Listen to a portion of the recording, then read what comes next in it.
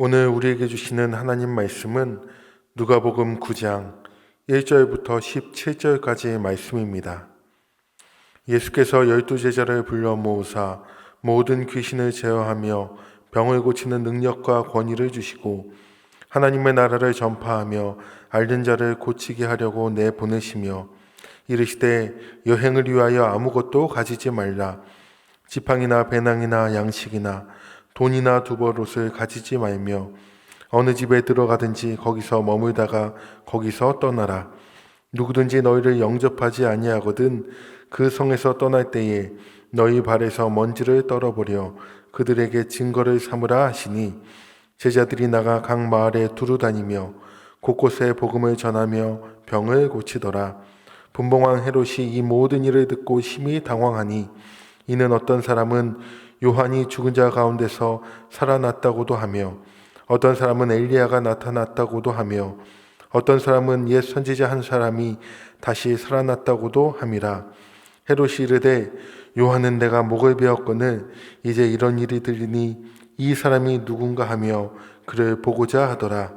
사도들이 돌아와 자기들이 행한 모든 것을 예수께 여쭈니 데리시고 따로 베세다라는 고을로 떠나가셨으나 무리가 알고 따라왔거늘 예수께서 그들을 영접하사 하나님 나라의 일을 이야기하시며 병 고칠 자들은 고치시더라. 날이 저물어가매 12사도가 나와 여짜오되 무리를 보내어 두루 마을과 촌으로 가서 유하며 먹을 것을 얻게 하소서.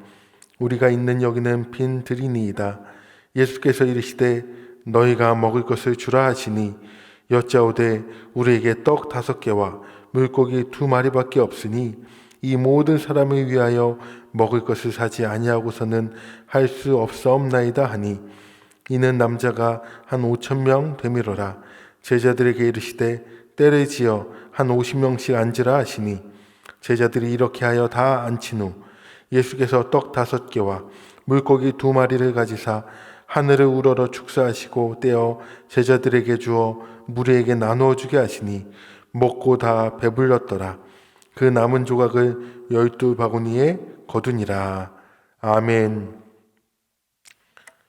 오늘 이 아침 주님 앞에 나오신 우리 성도님들 가운데 하나님 주시는 은혜와 평강이 함께 하시기를 바랍니다.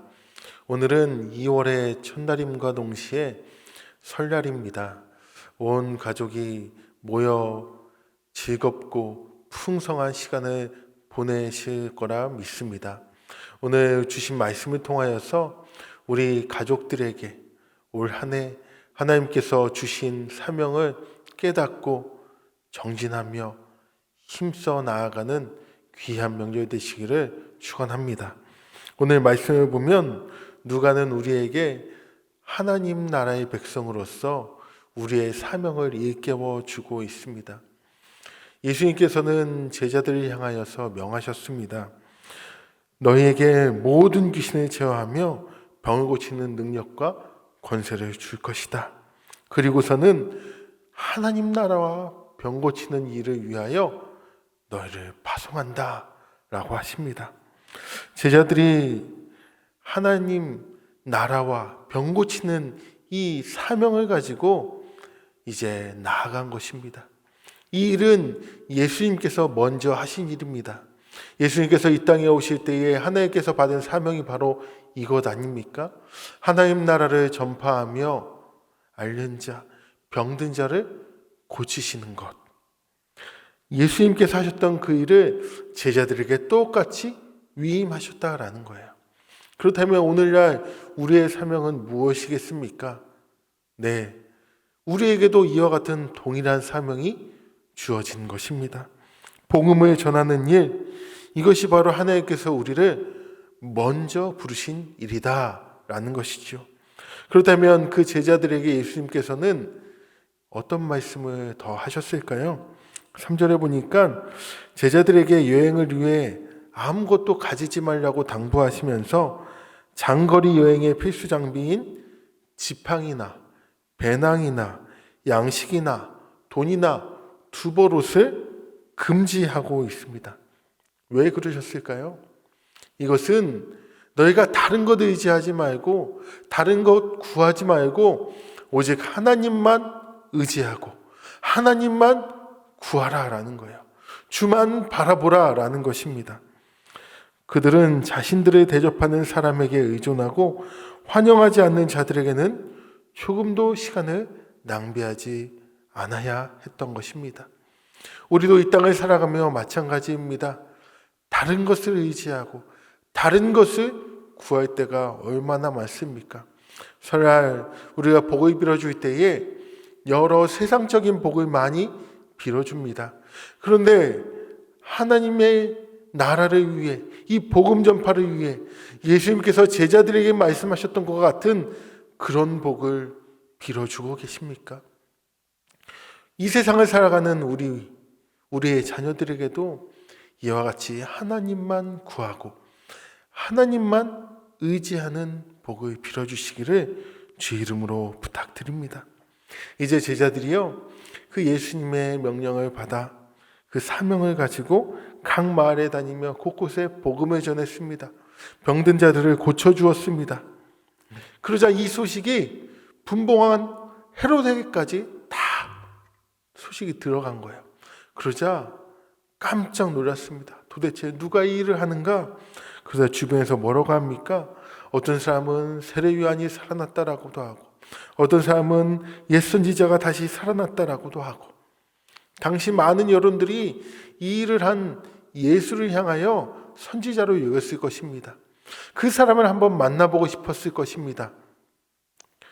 그때 우리는 예수님에 대해서 바르게 전할 필요가 있습니다. 예수님은 선지자 중에 하나가 아닌 이 세상을 구원하기 위해 오신 메시아다, 구원자다, 그리스도다 라고 우리는 바르게 예수에 대해서 말해 주어야 합니다. 사도들이 전도행을 마친 후에 예수님께 보고했습니다.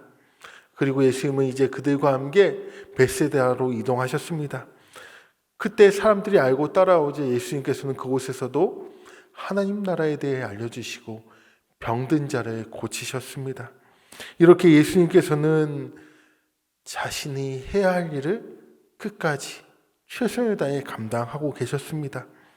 날이 저물어 12사도가 무리를 보내요, 이제 먹을 것을 스스로 장만하게 해야 된다라고 예수님께 건의했습니다. 그곳에 남자 장년만 5천이나 모였기 때문입니다. 또한 그곳은 먹을 것을 공수할 수 없는 광야였기 때문입니다. 근데 예수님은 뭐라고 말씀하셨나요? 너희가 먹을 것을 주라라는 거예요. 너희가 먹을 것을 주라. 이에 제자들은 떡 5개와 물고기 2마리로는 이 모든 무리를 먹이는 것이 불가능합니다 라고 보고합니다. 제자들은 능력과 권세로 예수님이 하셨던 그 일들을 동일하게 했었지만 예수님과는 분명한 차이가 있습니다. 우리는 무능력하고 한정된 자원과 에너지를 가졌다는 것을 스스로 깨달아야 됩니다. 인정해야 됩니다. 그러나 예수님은 무한한 능력을 가지시고 능치 못할 일이 없으시며 전지전능하신 분이라는 것을 우리는 또한 믿어야 합니다. 이것이 바로 우리가 주님을 의지하는 이유 아니겠습니까? 광야에 있던 5,000명의 무리가 예수님께서 축사하신 그 양식으로 배불리 먹었습니다. 그리고 12강줄이나 넘게 남게 되었습니다. 이것은 예수님께서 이제 앞으로 백성들을, 인류를 육적일 뿐만 아니라 영적으로도 풍성히 먹이실 분이라는 것을 보여주는 하나의 예표가 되었습니다. 이 기적에서 떡과 물고기를 음식을 나눠주는 일은 사도들이 감당했다는 것을 아십니까? 그렇습니다. 예수님께서 무한한 능력으로 기적을 행하셨고 그 일을 전하는 것은 바로 제자인 우리가 해야 할 일입니다. 구원은 예수님께서 이루십니다. 그러나 그 구원의 소식을 전하는 것은 바로 우리가 하는 것입니다. 사랑하는 성도 여러분, 구정입니다. 우리가 신정 때 결단을 했을 것입니다. 소망을 가졌을 것입니다. 올 한 해는 내가 이렇게 할 것이야. 올 한 해는 내가 하나님을 위하여 이렇게 살 거야. 그런데 한 달 사이에 흐지부지 되거나 작심삼일 되지 않으셨습니까? 구정이 있으니 얼마나 좋습니까? 다시 한번 결단하시는 거예요. 특별히 이번에 결단하실 때에는 내 인생의 사명, 이 복음 전파, 특별히 오늘 명절을 맞아 함께 모이는 우리 자녀들에게, 가족들에게 이 복음 전파를 하는 귀한 시간과 은혜가 있기를 축원합니다.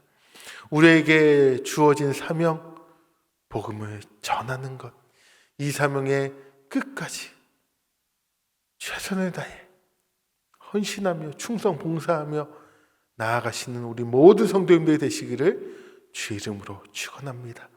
우리 이 시간 함께 기도하겠습니다. 나에게 맡겨주신 이 사명, 복음을 전하고 세상을 치유하는 그 일을 내가 최선을 다하여서, 내 열정을 다하여서, 내 물질을 바쳐서 끝까지 충성 봉사하겠습니다. 복음 전파 외에는 다른 일에 관심 갖지 않겠습니다. 무한한 능력으로 풍성히 공급하시는 그 예수님을 전하겠습니다.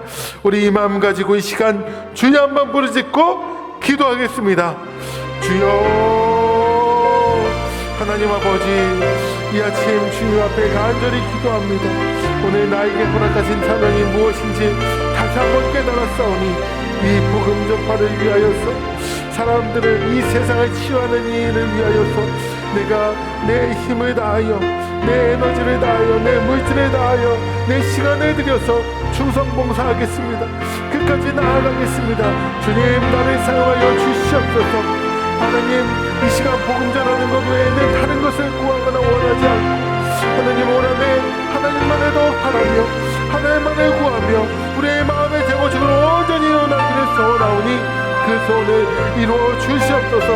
무한한 능력으로 우리에게 공포해 주신 이 구원의 소식, 복음의 소식을 내가 전하는 이 제자의 사명을 감당하겠사오니, 특별히 명절을 맞아 모인 이 가족들에게 복음이 전파되어지게 하시고 우리 가족이 가문이 구원 얻게 하여 주시옵소서. 2022년 마음의 재건축, 가족의 재건축, 믿음과 신앙의 재건축이 온전히 일어날 수 있도록 주여 우리 가족을 붙잡아 주시옵소서.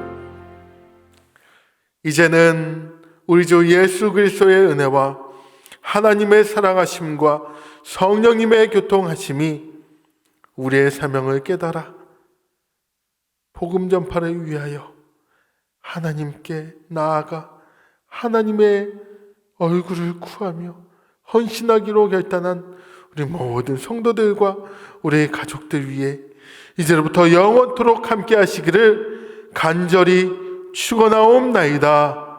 아멘.